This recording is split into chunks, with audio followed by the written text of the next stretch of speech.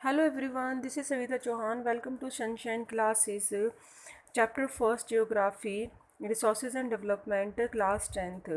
Previous video में student हमने पढ़ा था रिसोर्सेज प्लानिंग और हम इस वीडियो में डिस्कस करेंगे resources planning in India. India में हम किस तरीके से रिसोर्सेज की प्लानिंग कर सकते हैं।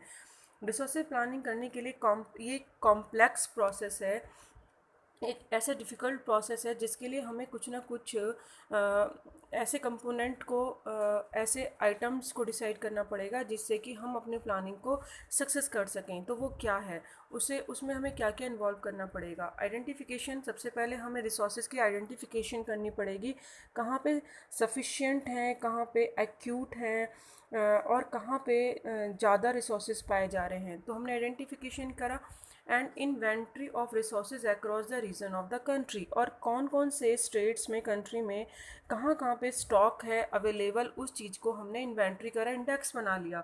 एंड ये तो हमने फर्स्ट करा। सेकेंड हम देखेंगे दिस इन्वॉल्व, इसमें हम सर्वेइंग करेंगे, मैपिंग करेंगे और qualitative and quantitative estimations and measurement of the resources. और ये सभी करने के लिए हमें क्या करना पड़ेगा, सर्वे करना पड़ेगा, मैप और मेज़रमेंट करने के लिए रिसोर्सेज के लिए हमें स्टेप उठाने पड़ेंगे। उसके बाद हम देखेंगे evolving a planning structure and doubt with appropriate technology. और अगर हमें प्लानिंग स्ट्रक्चर को सक्सेस बनाना है, उसको अगर कंप्लीट करना है, डाउट करना है, तो दैट मीन्स हमें टेक्नोलॉजी स्किल और इंस्टीट्यूशन सेटअप करने पड़ेंगे। यानी जो इंस्टीट्यूशंस हैं, इंडस्ट्री लेवल है या स्किल है उसको और टेक्नोलॉजी को, इनका हमें क्या लेनी पड़ेगी, हेल्प लेनी पड़ेगी, क्योंकि इसी से हम रिसोर्सेज को एक्सट्रैक्ट कर सकते हैं। जितनी ज़्यादा टेक्नोलॉजी होगी उतनी ही ज़्यादा आप एक जगह से दूसरी जगह एक्सट्रैक्ट करके उसको क्या कर सकते हैं, ऑब्टेन करके सप्लाई कर सकते हैं, डिस्ट्रीब्यूशन इवनली कर सकते हैं। इम्प्लीमेंटिंग रिसोर्सेज डेवलपमेंट प्लान्स, और क्या करना पड़ेगा, जो भी रिसोर्सेज हैं डेवलपमेंट प्लान, उसमें इम्प्लीमेंट करना पड़ेगा। Setup for implement resources development plan, यानी डेवलपमेंट प्लान जो आप रिसोर्सेज का बना रहे हो उसमें इम्प्लीमेंट ये सारी चीज़ें आपको करनी पड़ेंगी। क्या क्या, टेक्नोलॉजी, स्किल और institution. Setup for implementing resources development plan, यानी डेवलपमेंट प्लान को लागू करने के लिए आपको अप्रोप्रिएट ये सारा स्ट्रक्चर उसमें इन्वॉल्व करना पड़ेगा। And third, matching the resources development plans with the overall national development plan. ये जितना भी आप कर रहे हो रिसोर्सेज को मैच करो, डेवलपमेंट प्लान जो बना रहे हैं कि कौन से स्टेट में कहाँ है, सब कुछ आपने अप्रोप्रिएट कर लिया। उसके बाद आप एक नेशनल डेवलपमेंट प्लान बनाएंगे कि हाँ अब हमें पूरी कंट्री के लिए प्रॉपर प्लान बनाना है। आपने पहले रीजन वाइज बना लिया प्रॉपर, एक एरिया से दूसरे एरिया, फिर जितने भी स्टेट्स हैं प्रॉपर कंट्री में सबकी हमने क्या बना लिया, इंडेक्स बना लिया प्रॉपर, हमने सर्वे कर लिया, आइडेंटिफिकेशन कर लिया और उसको फिर सेटअप करा, उसके लिए टेक्नोलॉजी, स्किल और इंस्टीट्यूशन सेटअप कर लिए। अब आप डेवलपमेंट प्लान इम्प्लीमेंट कर तो रहे हैं, साथ साथ आपको नेशनल पूरे कंट्री के लिए एक प्लान डेवलप करना पड़ेगा। अब India has made concrete effort for achieving the goal of resources planning right from the first 5 plan launch after independence. और उन्होंने, इंडिया ने ये एफर्ट भी करा जो आफ्टर इंडिपेंडेंट के बाद फर्स्ट 5 ईयर प्लान बनाया, जिसके अंदर रिसोर्सेज प्लानिंग को रखा गया कि किस तरीके से रिसोर्सेज अवेलेबिलिटी के हम बेस पे अगर बोलें तो the availability of resources is a necessary conditions for the development. क्योंकि अगर हमें ओवरऑल नेशन का डेवलप करना है तो अवेलेबिलिटी होनी बहुत ज़रूरी है रिसोर्सेज की। क्योंकि अगर अवेलेबिलिटी ऑफ रिसोर्सेज की नहीं होगी, अब्सेंस होगी, तो of corresponding changes in technology and institutions में हिंडर डेवलपमेंट। तो डेवलपमेंट नहीं हो सकता। किसी भी रीजन का डेवलप करना है तो सीधी सी बात है, क्या होनी चाहिए, टेक्नोलॉजी होनी चाहिए, इंस्टीट्यूशंस होने चाहिए और रिसोर्सेज होने चाहिए। तो ये तीनों चीज़ें तो अवेलेबिलिटी होनी ही चाहिए। There are many regions in our country that are rich in resources but these include in economic backward region. लेकिन ऐसा भी है, बहुत सारे रीजन्स ऐसे हैं जहाँ पे रिसोर्सेज तो आपको बहुत मिलेंगे बट वहाँ पे देखेंगे फिर भी वो इकोनॉमिकली बैकवर्ड क्यों है, क्या रीज़न है। क्योंकि सीधी सी बात है, वहाँ टेक्नोलॉजी अभी वहाँ पे डेवलप नहीं हुआ, क्योंकि बिना टेक्नोलॉजी के डेवलप नहीं हो सकता। तो बैकवर्ड होने का रीज़न यही है। On the contrary, there are some regions which have a poor resources but they are economically develop, लेकिन कुछ स्टेट ऐसे हैं वहाँ पे रिसोर्सेज नहीं है बट वो फिर भी इकोनॉमिकली डेवलप कर रहे हैं। क्यों? क्योंकि उनका इंफ्रास्ट्रक्चर बहुत डेवलप है। इंडस्ट्री हो गई, रोड हो गई, ट्रांसपोर्ट सिस्टम हो गया और आईटी सेक्टर हो गया। अगर ये सारा डेवलप है, वहाँ पे टेक्नोलॉजी बहुत ज़्यादा डेवलप है, तो दैट मीन्स अगर रिसोर्सेज नहीं है तो भी वो इकोनॉमिकली ग्रो कर रहा है, क्योंकि वहाँ पे जॉब जनरेट हो रहा है जिससे कि इकोनॉमिकली कंडीशन क्या कर रही है, ग्रो कर रही है। तो यहाँ पे आपको ये बोला हुआ है कुछ ऐसे रीजंस के नाम भी बताएं कि कौन से ऐसे रीजंस हैं जो कि एक इकोनॉमिकली और कौन से ऐसे रीज़न है जो इकोनॉमिकली डेवलप्ड हैं बट उनके पास रिसोर्सेज नहीं है, और रीज़न भी बताएं। तो ये आप मुझे कमेंट सेक्शन में लिख के बताएंगे। अब हम देखेंगे कि किस तरीके से हमने history of colonisation reveal that rich resources in colonies were the main attractions for the foreign इन्वेंडर।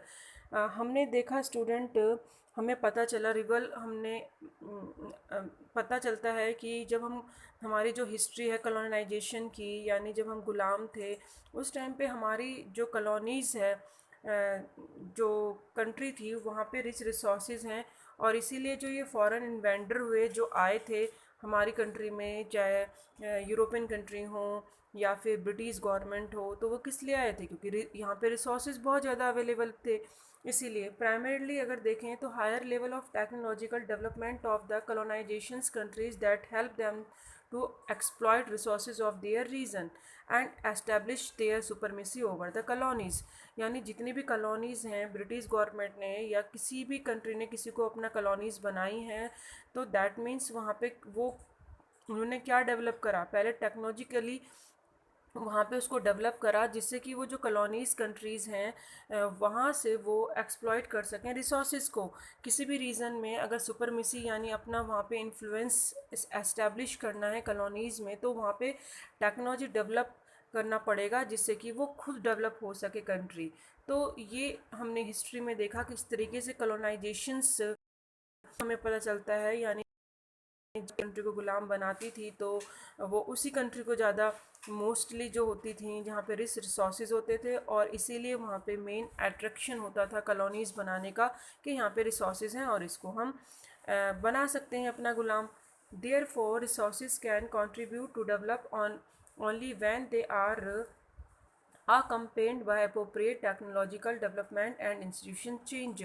और इसीलिए हम कहते हैं रिसोर्सेज का कंट्रीब्यूशन डेवलपमेंट में बहुत बड़ा है, लेकिन प्रॉपर क्या होना चाहिए, टेक्नोलॉजी होनी चाहिए और वहाँ पे इंडस्ट्री लेवल बहुत ज़्यादा होना चाहिए। ऐसा नहीं है कि इंस्टीट्यूशनल ना हो, टेक्नोलॉजी ना हो, दोनों में से कोई भी एक प्रॉपर नहीं होगा तो कुछ भी मैनेज करना मुश्किल हो जाएगा। क्योंकि अगर आपके पास रिसोर्सेज हैं, ठीक है, और टेक्नोलॉजी भी आपने उसको एक्सट्रैक्ट कर लिया, लेकिन आपके पास इंस्टीट्यूशंस नहीं है, इंडस्ट्री नहीं है, तो आप क्या करोगे? इनको उठा के कहाँ ले जाओगे?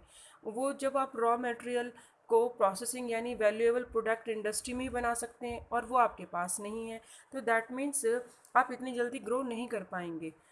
India has experience all this different phases of colonisation. और कॉलोनाइजेशन पीरियड में ही जब ब्रिटिश गवर्नमेंट ने इंडिया को गुलाम बना रखा था, तो तभी ये डिफरेंट जो हम कह सकते हैं एक्सपीरियंस इंडिया ने ले लिया था। क्योंकि जो टेक्नोलॉजिकली डेवलप करना है या इंस्टीट्यूशन सेटअप करना है तो ब्रिटिश गवर्नमेंट ऑलरेडी करती थी। तो यहाँ के इंडियंस ने ब्रिटिश गवर्नमेंट से बहुत कुछ सीखा कि किस तरीके से हमें डेवलप करना है।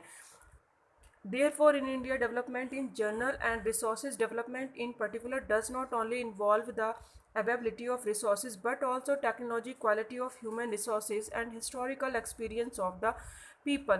तो ये कुल मिलाकर जब हम कहेंगे टोटल इंडिया के अंदर जो डेवलपमेंट आप देखेंगे वो रिसोर्सेज डेवलपमेंट के साथ साथ किन चीज़ों से है, पर्टिकुलरली अगर हम देखेंगे एबिलिटी ऑफ रिसोर्सेज भी तो है ही सबसे कि भाई हाँ रिसोर्सेज को अवेलेबल होना चाहिए। अगर रिसोर्सेज नहीं होंगे तो वो हम नहीं कह सकते डेवलपमेंट। इन जनरल हम देखें तो और रिसोर्सेज डेवलपमेंट अगर दोनों चीज़ों को हम देखते हैं तो अवेलेबिलिटी ऑफ रिसोर्सेज पे तो डिपेंड है ही, but technology quality of human resources वो खुद है, आपने खुद ही पढ़ा कि ह्यूमन बीइंग ऐसा रिसोर्सेज है क्योंकि वही ये सारी चीज़ें करता है, चाहे वो टेक्नोलॉजी डेवलप करे या फिर एक्सट्रैक्ट करे नेचर से और एक इंस्टीट्यूशन सेटअप करे और एक रॉ मटेरियल को वैल्यूएबल बनाए। तो ह्यूमन बीइंग रिसोर्सेज कब बनेगा, जब उसके अंदर proper the historical experiences of the people.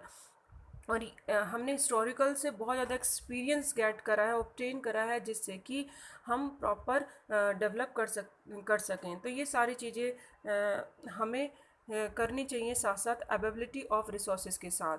तो ये स्टूडेंट हमने देखा कि इंडिया के जो प्लानिंग है वो किस तरीके से होनी चाहिए और उससे हम किस तरीके से बहुत फास्ट डेवलप कर सकते हैं। और ऐसा क्या रीज़न है कि कुछ रीज़न में जो डेवलपमेंट बहुत स्लो है और कुछ रीज़न ऐसे हैं जो बहुत ज़्यादा डेवलपमेंट फास्ट है। तो ये सारी चीज़ें हमने देखा और ऐसे कौन से हिंडर हैं डेवलपमेंट में, यानी मेन टेक्नोलॉजी ही और इंस्टीट्यूशन और absence of availability of resources. तो ये तीन चीज़ें हैं जो हमने पढ़ा कि ये बहुत ही ज़्यादा प्रोबेबिलिटी हैं, इम्पॉर्टेंट हैं किसी भी कंट्री के ग्रो के लिए, और इनकी प्लानिंग करना स्पेशल ऑफ इंडिया में बहुत ज़रूरी है।